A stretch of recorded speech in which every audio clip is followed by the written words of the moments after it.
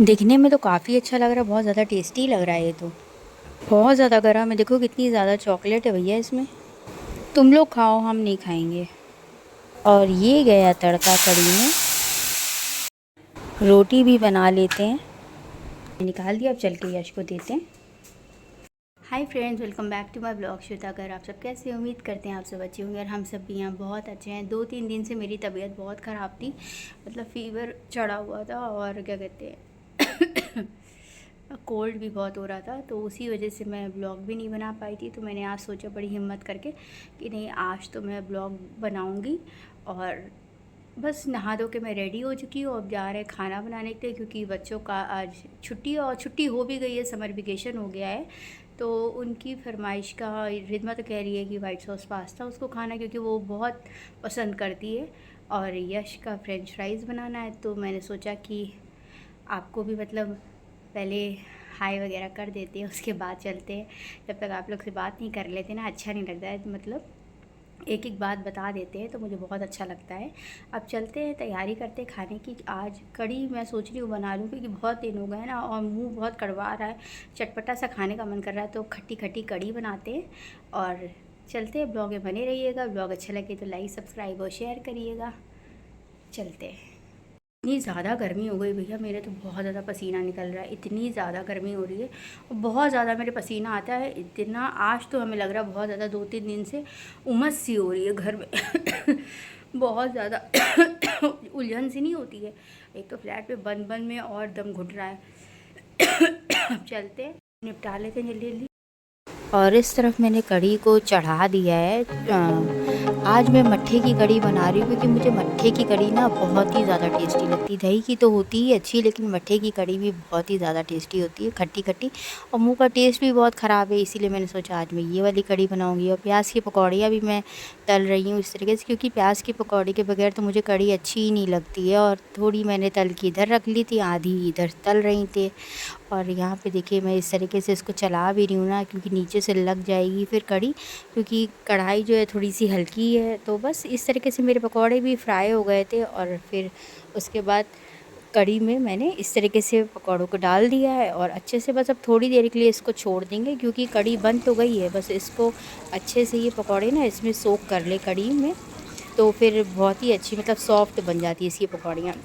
और उसके बाद मैंने बस सिंपल तरीके से ऐसे देसी घी से, राई से और ज़ीरे से, हींग से और फिर कश्मीरी लाल मिर्च से मैं छौंका लगाती हूँ। और करी पत्ता था नहीं तो मैंने ऐसे ही छौंका लगा दिया। बहुत से लोग जो होते हैं ना वो ज़ीरा नहीं डालते, लेकिन मैं ज़ीरा से जब छौंकती हूँ ना कढ़ी, तो उसमें कुछ एक अलग ही टेस्ट आता है, बहुत ही ज़्यादा टेस्टी। और मेरी कढ़ी भी बन के रेडी हो चुकी है।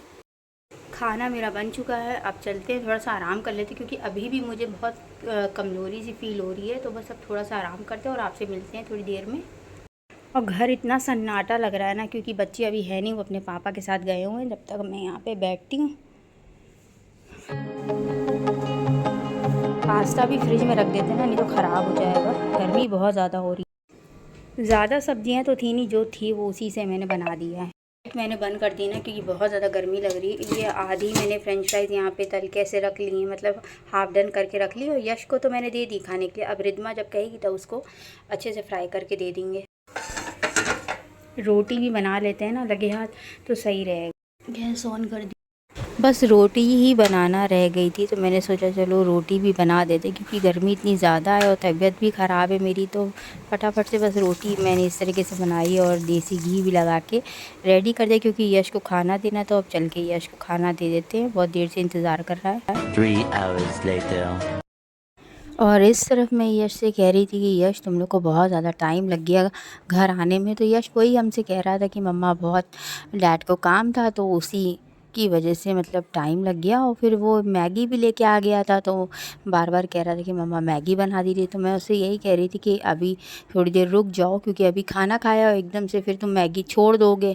तो वो मान नहीं रहा था, कह रहा था नहीं मैगी बना दीजिए, क्योंकि उसको चटपटी मैगी बहुत ज़्यादा पसंद है ना, जो मैं बनाती हूँ मैजिक मसाला वगैरह डाल के और खूब चाट मसाला मसाला डाल के, तो उसको बहुत अच्छी लगती है। तो फिर बस उसके बाद थोड़ी देर बाद फिर मैंने उससे कहा कि अभी तुमको बना के देते हैं, और मैंने उसको इस तरीके से मैगी भी बना दी और फिर ये अपनी यश मैगी इंजॉय कर रहे हैं यहाँ पे टीवी देखते देखते अपना कार्टून। उसके बाद बस मैंने बाकी का काम भी निपटा लिया। The next day. और ये हम लोग का फैमिली टाइम है। इस समय हम लोग ने पिज़्ज़ा, बर्गर और चोको लावा केक मंगवाया है ऑर्डर करके। यश को अब बहुत मन कर रहा था और रिद्मा तो ये ज़्यादातर ये सब पसंद नहीं करती, लेकिन फिर भी रिद्मा ने कहा कि चलो मंगा लेते हैं इतना सारा, मतलब तो सब लोग मिल मिल के खा लेंगे थोड़ा थोड़ा, मतलब अलग अलग आइटम था ना, तो फिर ये होता है कि वेस्ट भी नहीं होता है। तो 2 पिज़्ज़ा आ गए थे, चोको लावा केक आ गया था, बर्गर आ गया था, कोल्ड ड्रिंक आ गई थी। तो मतलब बहुत ही ज़्यादा ये चोको लावा केक जो था ना वो बहुत ही ज़्यादा टेस्टी, मतलब मैंने सोचा कि आज मैं यही ट्राई करती हूँ। तो पिज़्ज़ा वगैरह मैं ज़्यादा खाती नहीं हूँ, मुझे मतलब ज़्यादा अच्छा नहीं लगता है। तो बस मैं चोको लावा केक ही निकाल के टेस्ट कर रही थी। इतना ज़्यादा गर्म था ना, बिल्कुल ऐसा लग रहा था बना के ही भेजा है। तो बना के तो नहीं, वो लोग माइक्रोवेव करके भेजते हैं ना गरम गरम, वो इतना ज़्यादा मतलब फूल भी नहीं रहा था मुझसे ये रैप पर। और फिर बस उसके बाद इस तरीके से देखिए ये चोको लावा केक जो है ना, देखने में तो कितना ज़्यादा टेस्टी लग रहा है। अब देखते हैं खा के ये कैसा है।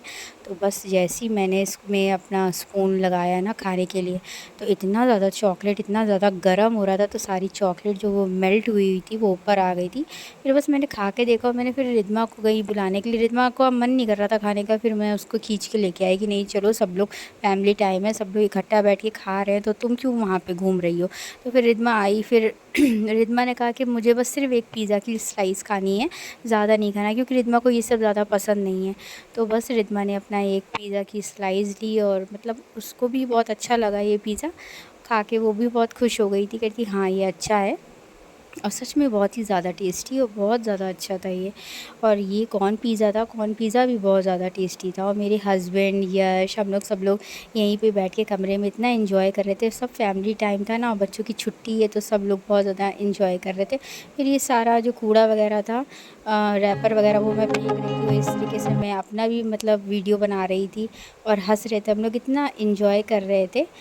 मैंने तो ज़्यादा नहीं खाया, थोड़ा ही बहुत बस चखा था, क्योंकि मुझे ये सब बिल्कुल पसंद नहीं है, मतलब मैदे की चीज़ मैं बहुत कम खाती हूँ। और बस उसके बाद हम लोग ने बहुत एंजॉय किया, मेरे हस्बैंड ने। यश तो इतना ज़्यादा खुश हो रहा था, उसको तो बहुत अच्छा लग रहा था, मतलब यश की वजह से ही आज ये ट्रीट थी एक तरीके से, क्योंकि यश ने ही ज़िद करी थी तभी इतना सारा सामान आया। बस इसके बाद सारा मतलब जो भी ये सब था, उसके बाद मैंने ये सारा मतलब डिब्बा वगैरह फेंका डस्टबिन में जाके। और बर्गर रह गया था, तो मेरे हस्बैंड ने कहा चलो बर्गर भी खा लेते। फिर बस उनको मैंने इस तरीके से बर्गर खोला, बहुत ही ज़्यादा चीज़ी वाला बर्गर था ना, बहुत ज़्यादा टेस्टी। फटाफट से मैंने उनको ये बर्गर दिया गरमा गरम। 1 hour later. और ऐसा तो हो ही नहीं सकता कि ये सब खाने के बाद मेरे हस्बैंड ये ना कहें कि एक कप चाय दे दो श्वेता। तो बस उनकी फरमाइशों पे मैं कही चाय बनाने के लिए। और अगर आपको मेरा छोटा सा ब्लॉग अच्छा लगा हो तो लाइक, सब्सक्राइब और शेयर करिएगा। मिलते एक नए ब्लॉग के साथ, तब तक अपना ख्याल रखिएगा। Bye bye.